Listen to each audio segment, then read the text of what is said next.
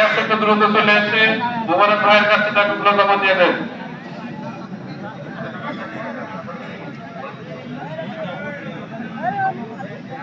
প্রিয় মুসলিমবৃন্দ, যেহেতু ইব্রাহিম আলাইহিস সালামের ঘটনা সকলেই জানেন, ঘটনার দিকে যদি যাই তাহলে পুরো হয়তো মেন পয়েন্টগুলো আমি আর বলতে পারবো না। সেজন্য আমি যে কথাগুলো বলবো অবশ্যই আমরা মানার চেষ্টা করবো ইনশাআল্লাহ। আল্লাহ রাব্বুল আলামিন এই পবিত্র কুরবানি সম্পর্কে পবিত্র আল কুরআনুল কারীমের ভিতরে ইব্রাহিম আলাইহিস সালামের ঘটনা নিয়ে এসেছেন। ইসমাঈল আলাইহিস সালামকে যখন প্রশ্ন করা হলো, আমি স্বপ্নে দেখছি তোমাকে জবাই করছি, ইব্রাহিম আলাইহিস সালামের পুত্র ইসমাঈল আলাইহিস সালাম বললেন, হে আমার পিতা, আপনাকে যে আদেশ করা হয়েছে আপনি তা পালন করুন। বলেন সুবহানাল্লাহ।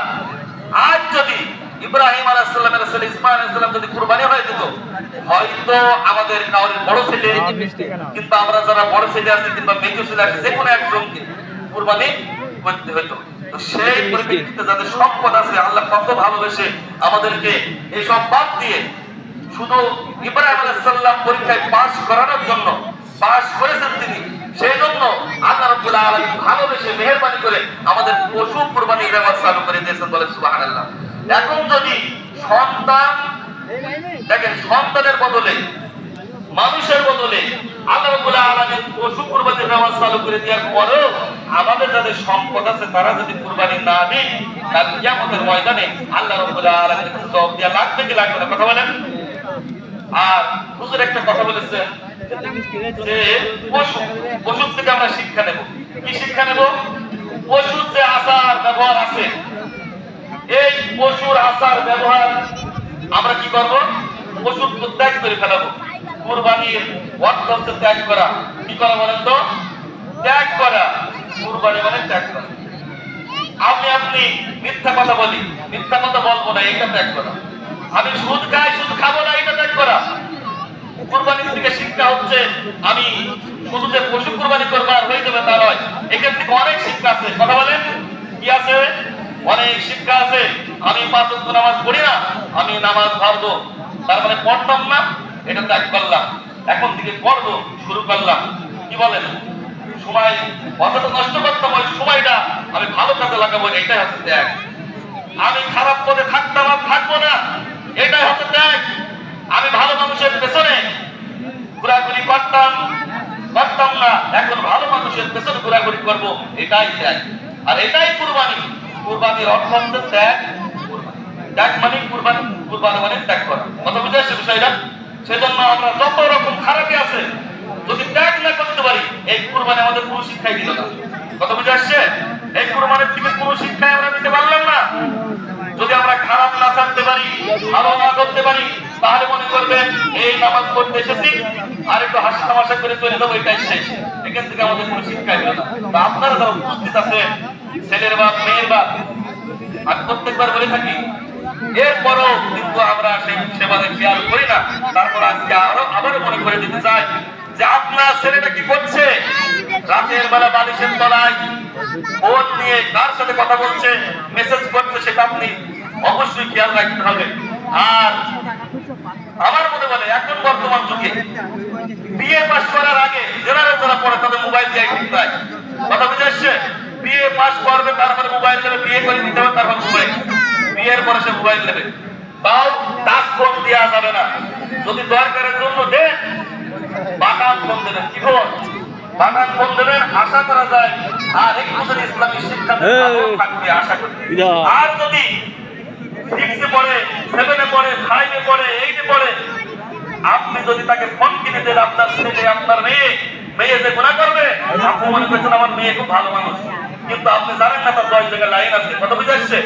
আপনি জানেন না ছেলে আপনি মনে করছেন খুব ভালো, আপনার সামনে ভালো সাথে, কিন্তু রাতের বেলা যখন দরজা সিটকে আটকে দেয়, এরপরে সে কি করে আপনি জানেন না। এইগুলোকে বাদ দেওয়ানো একটা ত্যাগ। কি বলেন তো? ত্যাগ। আর যুবক যারা আছো, তোমাদেরকে বলতে চাই, কেউ যেন কষ্ট নেবেন না। আল্লাহর কাছে দোয়া করেন যে আল্লাহ রাব্বুল আলামিন জীবনে যা করেছি কেমতিতে আর করবো না, তুমি আমার ভাগ্যে একটা ভালো মেয়ে জুটিয়ে দাও। এটাও ত্যাগ। যুবকদেরকে বলছি, তুমি যদি 10টা মেয়ের সাথে কথা বলো, তোমার 10টা মেয়ে অনেক পড়া স্বাভাবিক, সম্ভব, বেশিরভাগ স্বাভাবিক।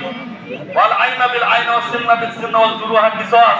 যে যারা কোন মানুষ তার সারা কমে বেশিরভাগ পড়ে। তুমি যদি যত মেয়ের জীবন নষ্ট করো, তোমার ওই 10টা ছেলের সাথে কথা বলা আলাদা আসবে। এরকম ভাবে আপনি যদি চরিত্র নষ্ট করেন, চরিত্র আলাই পাবেন। সেই জন্য যুবকরা সাবধান। আর পিতামাতা যারা আছেন, অবশ্যই তাদেরকে বলবো, আপনারা মোবাইল দেবেন না। বিয়ে পাস করার আগে কাজ কার হাতে তুলে দেবেন না, ইনশাআল্লাহ বলেন, ইনশাআল্লাহ বলেন। ফোন দেবো না, এটাও একটা ত্যাগ। এটাও কি ত্যাগ? আপনার সন্তানকে বোঝান, আপনার ছেলেকে বোঝান, আপনার মেয়েকে বোঝান, অবশ্যই তারা বুঝবেন ইনশাআল্লাহ। ভালোবেসে বোঝান যে তুমি যদি বিয়ে পাস করতে পারো, কামেল পাস করতে পারো, হাদিস পাস করতে পারো, যদি মাওলানা শেষ করতে পারো, মাওলানা যারা তাদেরকে মাওলানা দিয়েছে, মানে কমি মাদ্রাসা দিয়েছেন, তাদেরকেও মাওলানা না হওয়া পর্যন্ত কাজ ফোন দিয়া ঠিক নাই। এক কথায় বিয়ে শাদী করবে, তারপরে একটা বাটান ফোন ধরিয়ে দেবেন, পড়াশোনা শেষ হবে, তারপরে কাজ ফোন দেবেন। কথা বুঝে আসছে? কষ্ট মিলে এটা পিতামাতার জন্য উপকার, যারা যুবকরা আছো তোমাদের জন্য উপকার। আল্লাহ তোমার জন্য একটা সেট করে রেখেছে। আল্লাহ রাব্বুল আলামিন জোড়ায় জোড়ায় সেট করেছে। কি বলেন? জোড়ায় জোড়ায় সেট করেছে। দেখ, তোমাদের মতন একটা সন্তান ছিল ইসমাঈল আলাইহিস সালাম। কি বলেন? ইসমাঈল আলাইহিস সালাম যুবক ছিল কি ছিল না? কথা বলেন। এই যে কুরবানির সময় কি শিক্ষা? ইসমাঈল আলাইহিস সালাম তোমাদের চেয়ে সুন্দর। মাইন্ড করবেন না, আমরা সকলেই সুন্দর, কিন্তু ইসমাঈল আলাইহিস সালাম ছিলেন সুঠাম দেহের অধিকারী, সুন্দর যুবক। তারপরও সে কোনো সময় খারাপ পথে যায়নি। আর আমরা কেন যাবো? আমরা সকলেই সুন্দর। আল্লাহ নিজেই বলেছেন, আমি প্রত্যেকটা মানুষকে সুন্দর আকৃতিতে কি করেছি?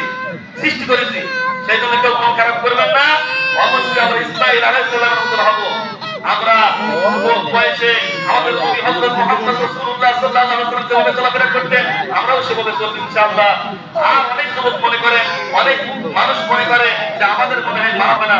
না, আল্লাহ রাব্বুল আলামিন আপনাকে অপশন রেখেছেন, লা তাকনাতু মির রাহমাতিল্লাহ। হে আমার বান্দাগণ, তুমি আমার কাছে ক্ষমা চাও, আমার কাছে আসো, আমি তোমার মাফ করে দেব। বলেন সুবহানাল্লাহ। আল্লাহ রাব্বুল আলামিন পবিত্র আল কুরআনুল কারীমের সূরা আরাফের 18 নম্বর আয়াত আল্লাহ করে বলেছেন, ইয়া আইয়ুহাল্লাযীনা আমানু তাকুল্লাহা ওয়াল তানজুর নাফসুম মা কদ্দামাত লিগাদিন ওয়াত্তাকুল্লাহ ইন্নাল্লাহা খাবীরুম বিমা তা'মালুন। আল্লাহ রাব্বুল আলামিন বলেছেন, হে মুমিনগণ, তোমরা আল্লাহকে ভয় করো এবং প্রত্যেক মানুষের উচিত চিন্তা করা উচিত যে আগামী দিনের জন্য সে কি করলো, কি সঞ্চয় করলো। আগামী দিন কোনে আপনাদের সামনে, কথা বলেন না? আগামী দিন কোনে আপনাদের সামনে, কোথায় বলেন? কথা বলেন, কোথায়? সামনে কবর, ফুলসিরাত, হাসর, মিজান, আখিরাত। এটাই হচ্ছে আগামীকাল। আল্লাহ তাআলা নিজেই বলে দিচ্ছেন, হে মুমিনগণ, তোমরা আল্লাহকে ভয় করো। তাকে ভয় করো। ইয়া আইয়ুহাল্লাযীনা, আমি কিন্তু দলিল সহকারে বলছি ইনশাআল্লাহ, আপনারা দেখে নেবেন সূরাতুল আরাফের 18 নম্বর আয়াত। আল্লাহ রাব্বুল আলামিন বলেন, ইয়া আইয়ুহাল্লাযীনা আমানু তাকুল্লাহ, হে ঈমানদারগণ, তোমরা আল্লাহকে ভয় করো। তানজুর নাফসুম মা কদ্দামাত লিগাদিন ওয়াত্তাকুল্লাহ ইন্নাল্লাহা খাবীরুম বিমা তা'মালুন। যে প্রত্যেক মানুষের চিন্তা করা উচিত, ভেবে দেখা উচিত যে সে আগামী দিনের জন্য কি সঞ্চয় করলো। আমরা যখন কোনো আত্মীয় স্বজন বাড়ি বেড়াতে যাই, তখন আমরা মাল সামানে অনেক কিছু গুছাই, টাকা পয়সা গুছাই, তারপরে আমরা রওনা হই। কিন্তু আমাদের যে সামনে একটা কি মেহমান বাড়ি আছে, সামনে যে আমাদের একটা ঘাঁটি আছে, তার জন্য কি সঞ্চয় করলাম? একটু প্রশ্ন করি আমরা। কি বলেন? কষ্ট পাচ্ছেন নাকি?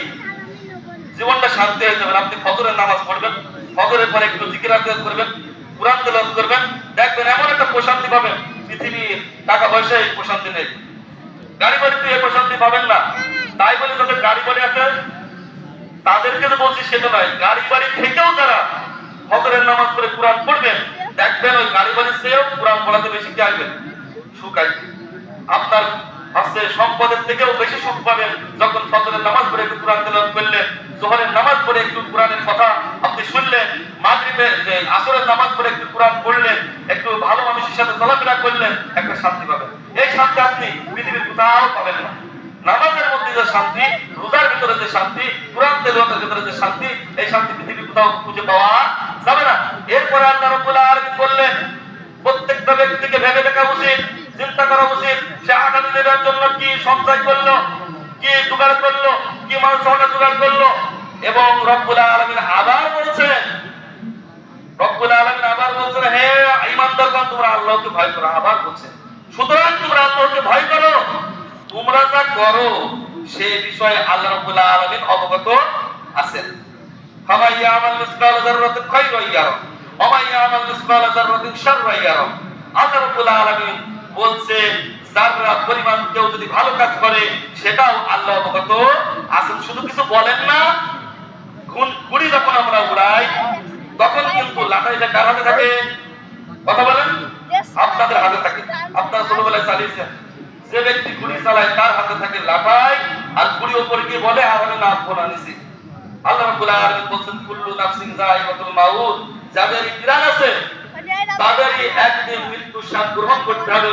সে মানুষ হোক, জিন হোক, গাছপালা হোক, পশু পাখি হোক, তরুলতা হোক, সকলের একদিন মৃত্যুর স্বাদ কি করা লাগবে? গ্রহণ করতে হবে। এই